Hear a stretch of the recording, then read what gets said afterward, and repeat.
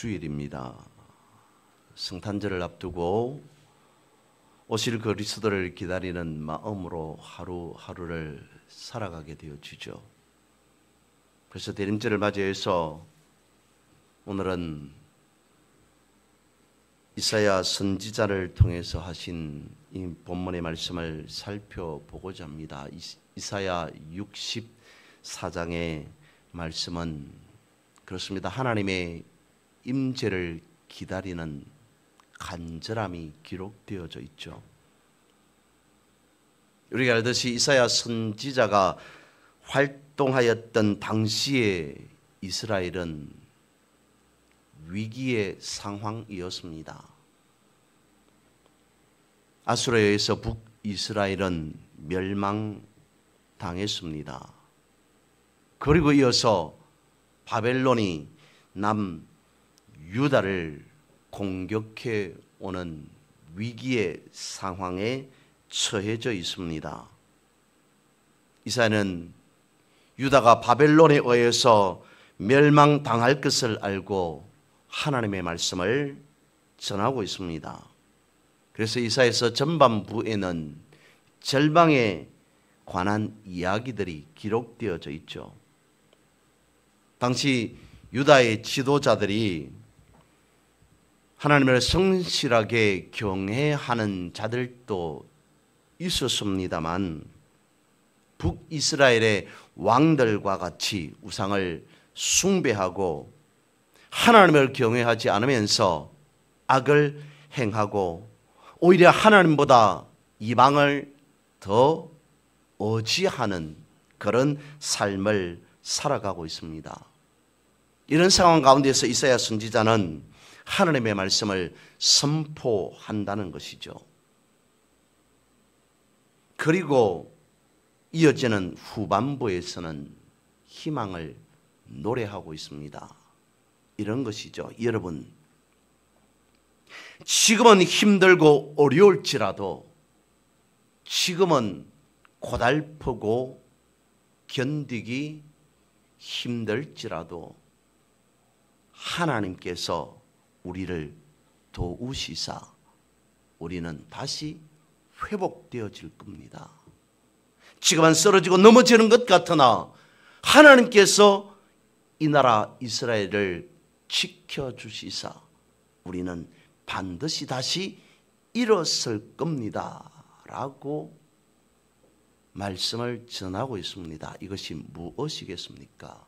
다름 아닌 오실 메시아, 오실 그리스도에 대한 예언의 말씀이라는 거죠. 이사야 선지자는 하나님의 강림을 기대하면서 우리는 주의 백성이오니 이 백성을 위해서 하나님께서 강림하시기를 원한다라고 선포하고 있습니다. 오늘 이 본문의 말씀을 통해서 우리가 발견해야 될 말씀은 무엇이겠습니까? 첫 번째, 우리는 이 말씀을 보고자 합니다. 하늘을 가르고 하나님 강림하옵소서라고 하는 말씀이죠. 예수님께서는 이미 2000년 전에 이 땅 가운데 오셨습니다. 그리고 십자가에서 죽으시고 부활하시고 성천하셨습니다. 그런데 예수님께서 부활 성천하시면서 하신 말씀이 다시 오시겠다라고 말씀을 하셨습니다. 예수님께서 사람의 몸을 입고 성육신한 것을 기념하는 성탄절을 앞두고 우리는 그 시대에 이스라엘 백성들이 메시아를 기다렸던 것과 같이 다시 오실 주님을 우리는 기다리는 것이죠. 말씀드렸던 바와 같이 이사야가 활동하였던 시대에도 유대인들은 하나님께서 강림하시기를 간절히 간구했습니다. 당시의 정치적인 상황에서 유다에서 살아간다는 것은 하루하루가 불안한 상황일 수밖에 없었습니다. 아수르가, 바벨론이 애굽이 저들의 영토를 확장하기 위해서 정복 전쟁을 끊이지 않았던 시대였습니다. 그런 시대적인 정황 가운데 있어 어쩌면 작고 보잘것없는 이스라엘이 그 강대국의 열강의 틈바구니에 끼어서 이러지도 저러지도 못하는 상황, 그런 상황 가운데에서 하루하루를 살아갈 수밖에 없었다는 것이죠.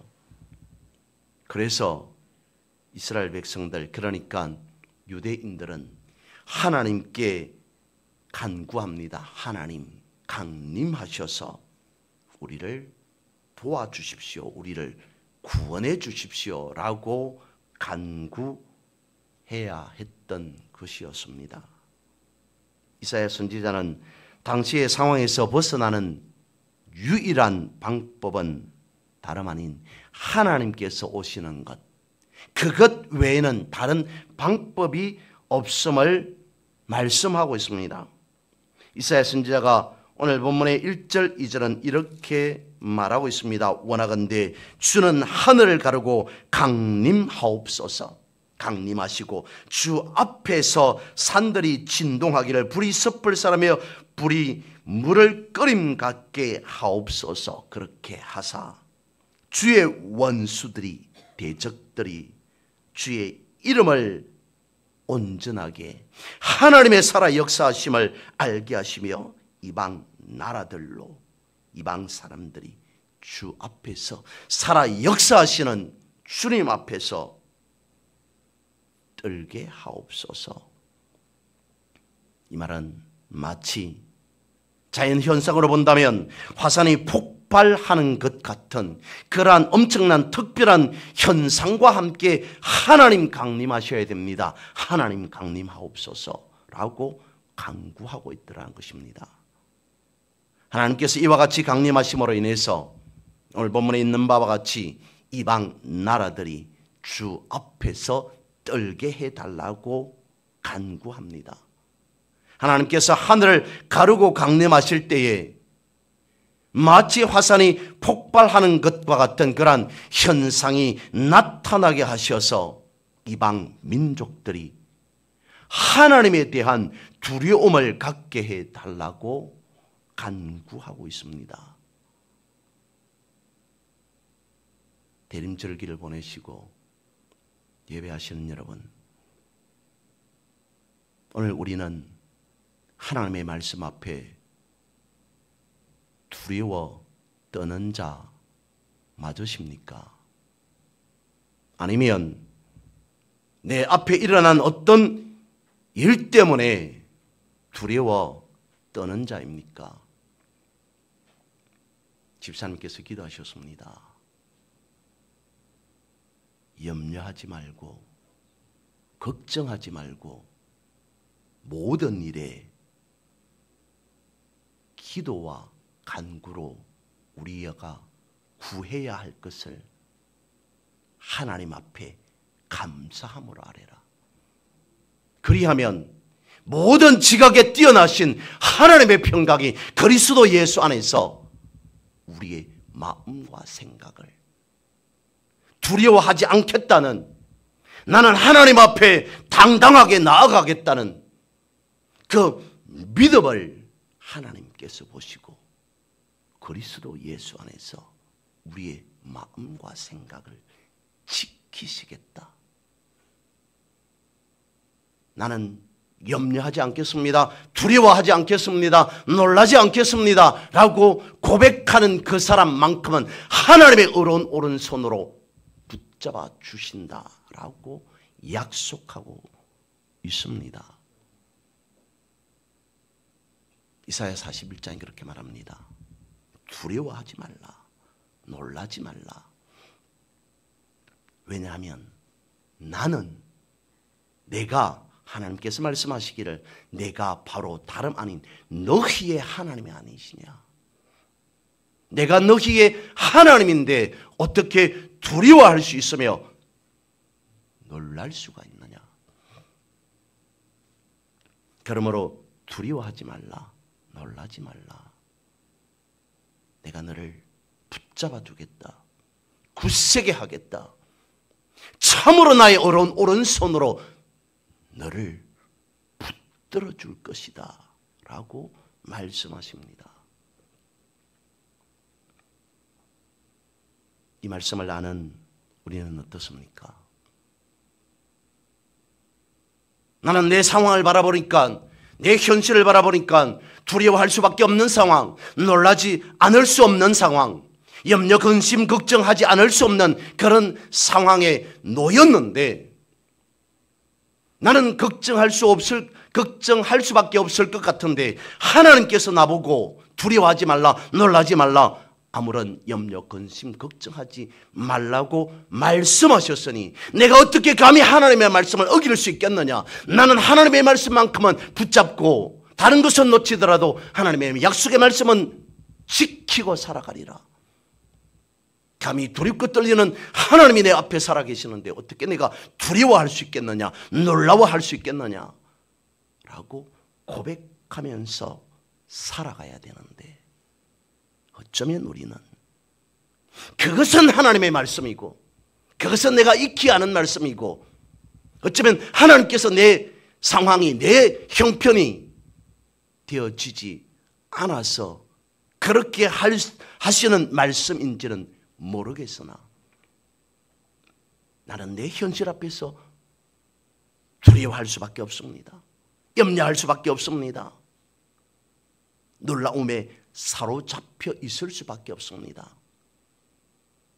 하나님은 내 현실, 내 형편을 모르지 않습니까? 라고 하면서 두려워하고 염려하고 근심하고 걱정하는 삶을, 인생을 살아간다면, 그러면 우리는 도대체 무엇을, 누구를 믿는다는 것입니까? 하나님의 말씀을 믿는다는 것입니까? 하나님을 붙잡고 하나님을 바라보며 살아간다는 것입니까? 아니면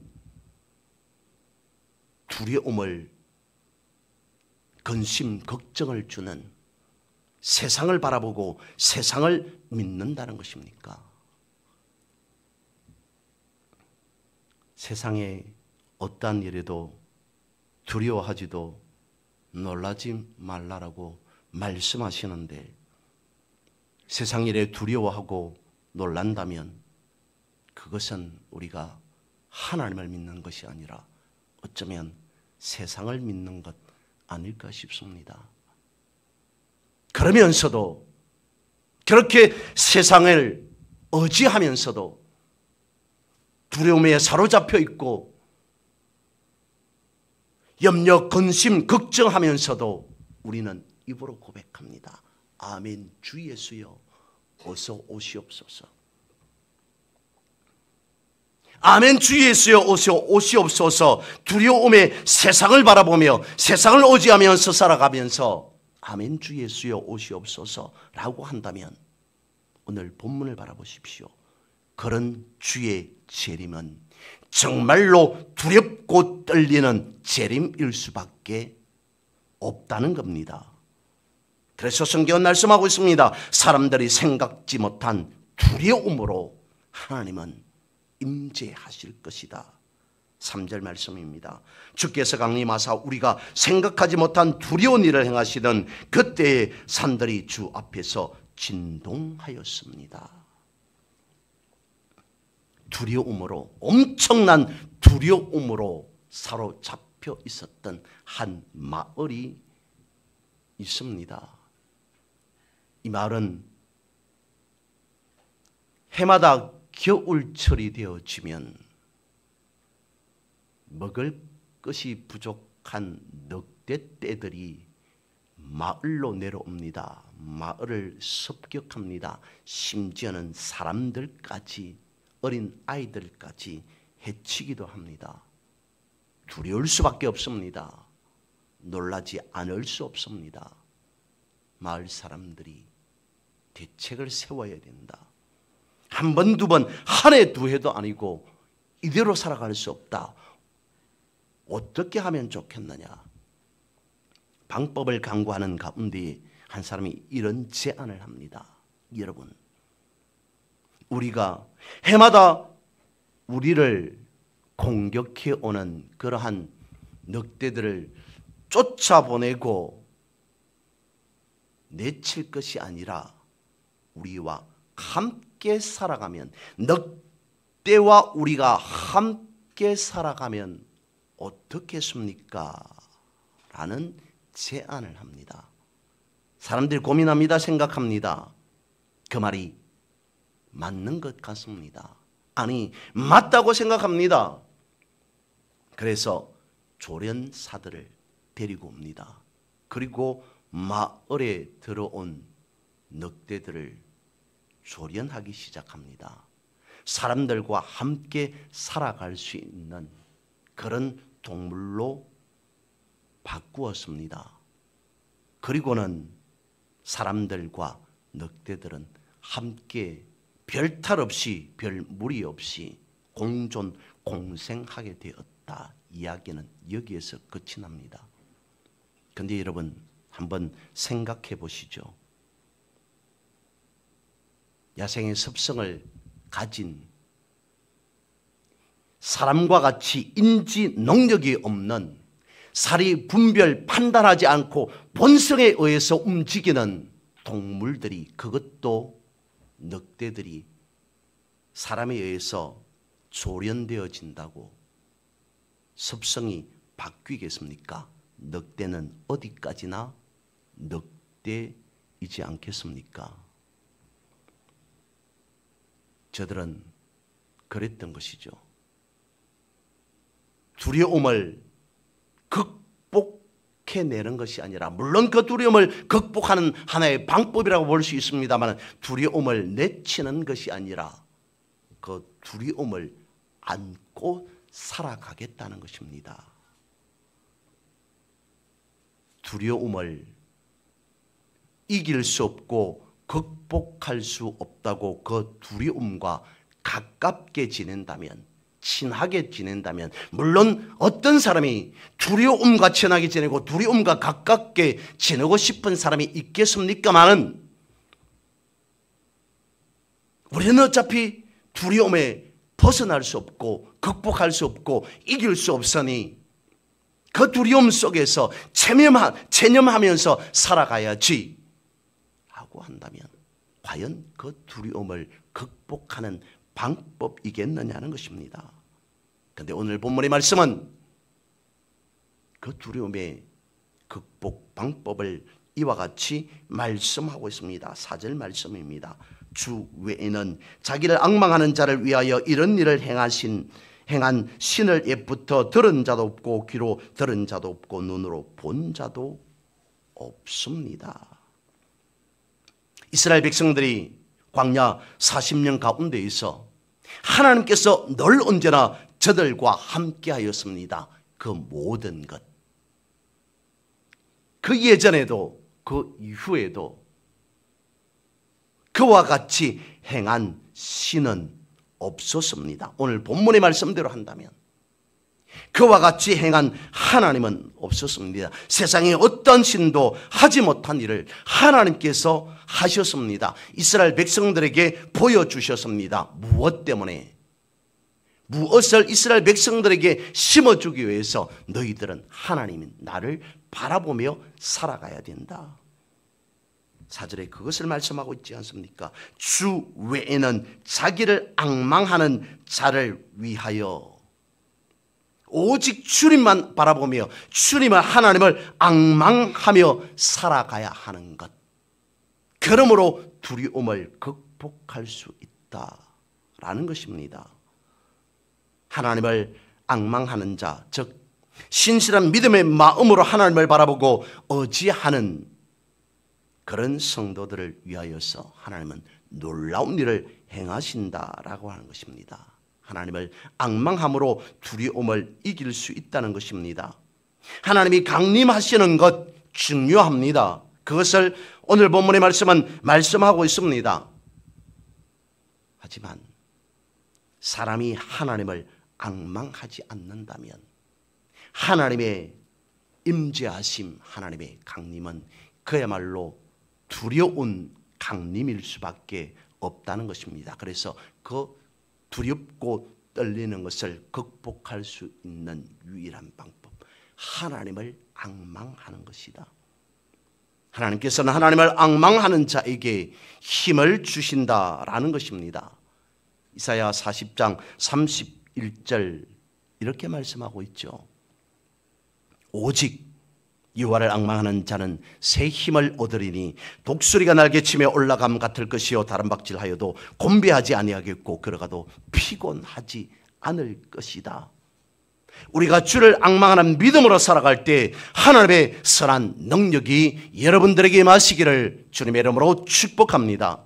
하나님을 앙망하는 자들에게 하나님께서 새 힘을 허락해 주셔서 어떠한 상황 가운데에서도 그야말로 강하고 담대하게 승리하는 여러분의 삶 되시기를 선포합니다. 하나님께서 주시는 새로운 힘, 새로운 능력으로 이사야 40장에서 선포하고 말씀하고 있는 바와 같이 독수리 날개쳐 날아가듯이 그렇게 비상하는 삶을 살아가시기를 주님의 이름으로 선포하고 축복합니다. 두 번째로 우리가 살펴보아야 할 것은 5절 말씀입니다. 하나님, 우리가 하나님 앞에 범죄하였습니다 라고 하는 것입니다. 이사야 선지자는 하나님께서 강림하셔서 이방이 두려워하게 해달라고 간구하고 있습니다. 그러면서 지금 우리가 겪는 이 모든 상황들, 우리가 이런 위기에 처한 것, 그것은 다름 아닌 우리가 하나님 앞에 범죄하였기 때문입니다. 하나님께서 이런 어려움을 우리가 범죄함으로 허락해 주셨습니다 라고 인정하고 있습니다. 이와 같이 이사야는 간구하는 것이죠. 우리에게는 희망이 없습니다 라고 하는 그것만을 말하고 있는 것이 아니라 그만큼 죄가 중함을 알았다는 것입니다. 알고 있다는 것입니다. 누가요?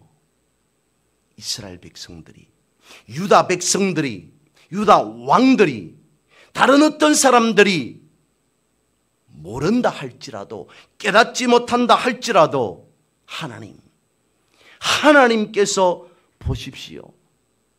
하나님께서 보시기에 나 한 사람만큼이라도, 이사야 나 한 사람만큼이라도 회개함을 하나님 굽어 살펴주십시오. 긍휼하게 여겨주십시오. 제가 지금 이스라엘 백성들을, 유다 백성들을 대신하여서 죄를 토설하고 있지 않습니까? 자백하고 있지 않습니까? 라고 고백하고 있습니다. 여러분, 대림절을 맞이하여서 우리가 해야 할 일이 있다면 그것은 우리의 삶을, 그리고 나를 돌아보고 회개함으로 주님 앞에 나아가면서, 그러면서 주님 오심을 기다려야 한다는 것입니다. 5절 말씀을 보겠습니다. 주께서 기쁘게 공의를 행하는 자와 주의 길에서 주를 기억하는 자를 선대하시거늘 우리가 범죄함으로 주께서 진노하셨사오며 이 현상이 이미 오래되었사오니 우리가 어찌 구원을 얻을 수 있겠습니까? 한 번, 두 번, 그것은 실수라고 볼 수 있습니다. 우리가 완벽하지 않으니, 우리가 부족한 부분이 있으니 하나님만 바라보고 약속의 말씀만을 붙잡고 살아가야 할 하나님의 자녀, 하나님의 백성이지만 육신을 입고 살아가니 그럴 수 있을 거라고 하나님은 생각하실 겁니다. 하나님도 이해하실 것입니다. 근데 우리의 모습은 그러지 않았습니다. 불행하게도 이것은 이미 오래되었습니다. 염치 없이 어떻게 이런 우리가 구원을 받을 수 있겠습니까? 왜 그렇습니까? 이스라엘 왕들과 유다 왕들과 백성들이 오랫동안 하나님 앞에 한 번, 두 번도 아니고 수백 번 범죄하였으니 하나님의 진노가 임한 것은 너무도 당연한 것 아니냐. 이러한 상황 가운데에서 우리가 어떻게 하나님 구해 주십시오라고 말할 수 있겠습니까? 라고 고백합니다. 참으로 제가 하나님 앞에 기도하고 간구하고 있지만 이 말조차 하는 제 마음은, 솔직한 제 마음은, 심정은 이렇습니다. 하나님 앞에 기도하는 것조차도, 내 입으로 하나님이라고 부르는 것조차도 염치가 없습니다. 하나님, 제 이러한 마음 이스라엘 백성들을 대신하여서, 대표하여서 알아주옵소서. 대림절 주님 오심을 기다리는 우리는 주님 오심을 기다리면서 우리를 돌아보아야 한다는 것입니다.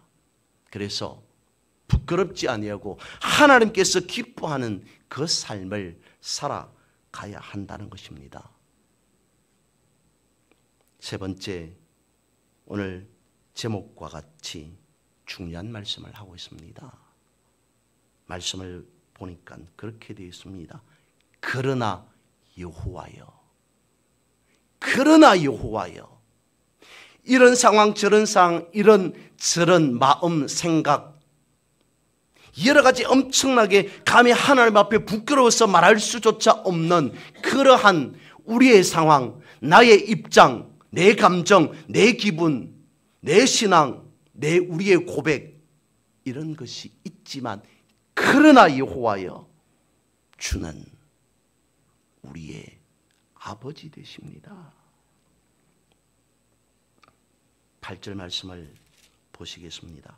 그러나 여호와여, 이제 주는 우리 아버지시니이다. 우리는 진흙이요 주는 토기장이시니 우리는 다 주의 손으로 지으신 것이니이다. 이사야 선지자는 이제 모든 것을 다 내려놓았다는 것입니다. 이미 상황을, 일어난 현상을 바라보니까 더 이상 이대로 갔다가는 이스라엘의 미래는 없을 것 같습니다. 아니, 없습니다. 그것을 이사야 선지자는 알았습니다. 이제 유일한 방법 중에 방법은 무엇이냐? 하나님께 모든 것을 내려놓는 것, 하나님께 모든 것을 맡기는 것, 그것을 표현하기로 하나님은 토기장이지 않으십니까? 우리는 다 주의 손으로 지음받은 피조물 아닙니까? 그렇지 않습니까? 토기장이가 자신이 원하는 대로 진흙을 만들어냅니다. 그 진흙으로 어떤 모양의 그릇을 만들든지 그것은 전적으로 토기장이의 마음입니다. 무엇을 말하고 있습니까? 이 나라 이스라엘 백성들의 미래가 어떻게 되어지든 그것은 하나님의 절대 주권입니다. 완전히 낮아진 모습, 완전히 낮아질 수밖에 없는 그러한 상황, 그것을 토기장이신 하나님이라고 비유하고 있습니다. 이스라엘 이 나라의 미래는 하나님의 절대 주권에 매여 있습니다.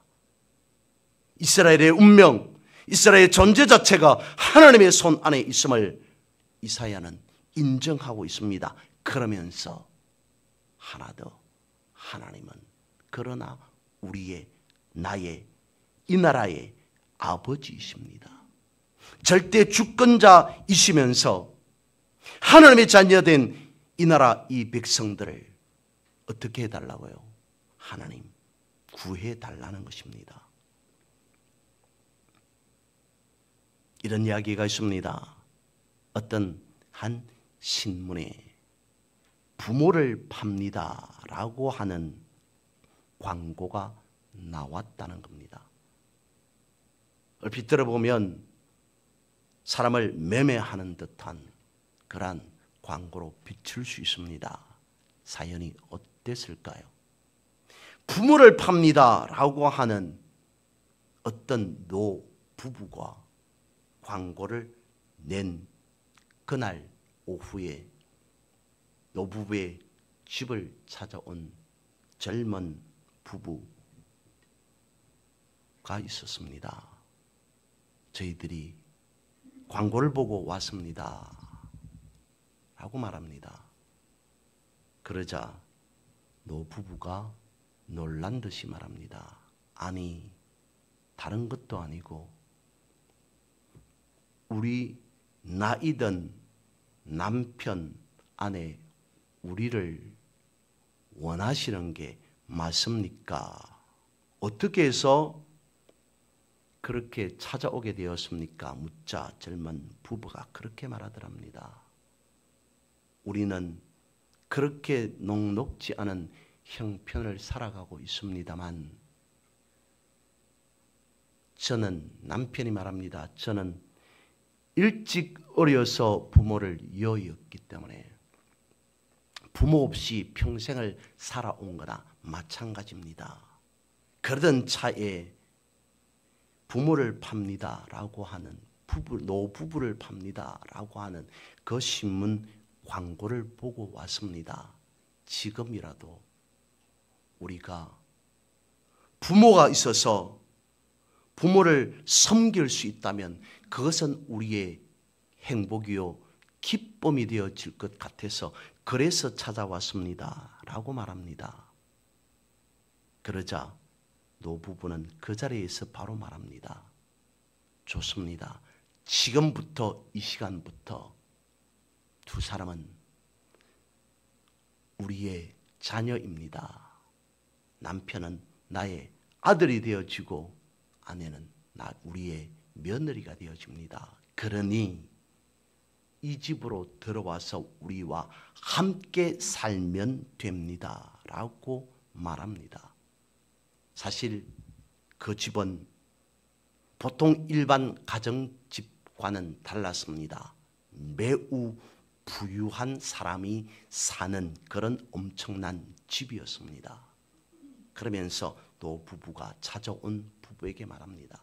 사실 이런 광고를 내야 하는 것이 맞겠죠. 양자를 구합니다.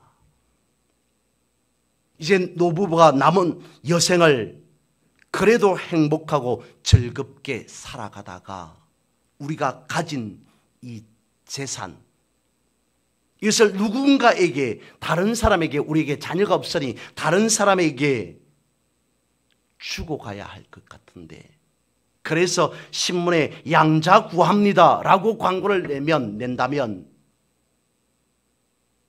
벌떼 같은 사람이 재산 하나 바라보고 달려오지 않을까 싶어서, 그래서 우리 나름대로 생각한 것이 노부부를 팝니다 라고 한다면 과연 어떤 사람이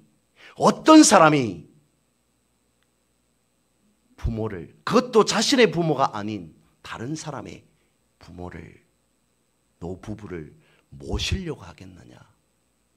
그런데 그렇게 찾아온 사람은 진심 어린 사람일 것이다 라고 생각해서 양자를 구합니다 라고 광고를 낸 것이 아니라 노부부를 팝니다. 여러분들은 자격이 있습니다 라고 했다는 거죠. 성경을 보십시오. 그와 똑같은 말씀이 우리가 가지고 있는 성경에 기록되어져 있습니다. 내가 너희들을 선택하였노라.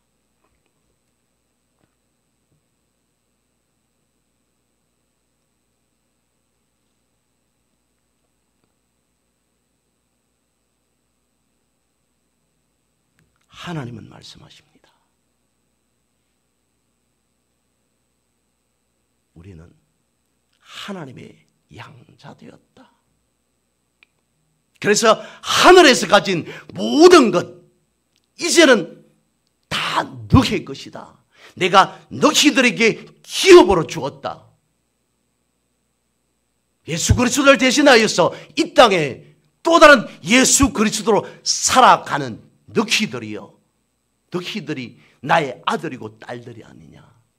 내가 가진 모든 것 너희들에게 주었으니 그것이 너희들의 기업이 되니 나는 여러분들의 너희의 아버지이다 라고 하는 것을 말씀하고 있습니다.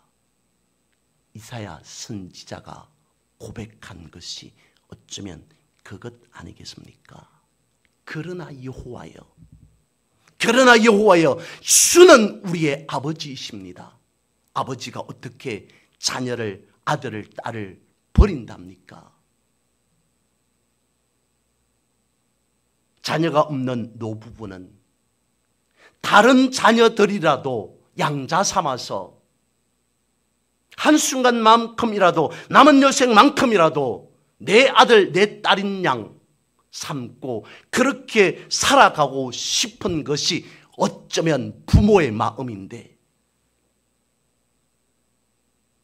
하나님 아버지가 우리를 바라보면서 내가 너희들을 택한 아버지이시다 라고 말씀하시면서 우리를 버릴 수 있겠느냐는 것입니다. 이런 아버지를 우리는 기대하고 있습니다. 이런 아버지를 우리는 기다리고 있습니다. 그것이 대림절입니다. 다가오는 성탄절입니다. 세상의 상업적인 어떤 것으로 저들의 이속, 저들의 실속을 차리기 위해서 캐롤송을 틀어놓고 크리스마스 트리를 달아놓는 그런 것과는 차원이 다른 이 대림절 그리고 성탄절을 올 한 해 맞이하면서 기다리면서 하나님은 우리의 아버지로 오십니다. 세상의 부모의 어떤 아버지 이상으로 하나님께서 나의 아버지이십니다 라고 하는 이 믿음의 고백이, 선포가 이 대림절 남은 기간 그리고 맞이할 성탄절이 되어서 진실로 온전한 하나님 아버지의 품에서 그 권세 안에서, 그 능력 안에서, 그 지켜주심과 인도하심 안에서 믿음의 승리하는 삶을 살아가시는 그런 여러분들 되시기를 주님의 이름으로 선포하고 축복합니다.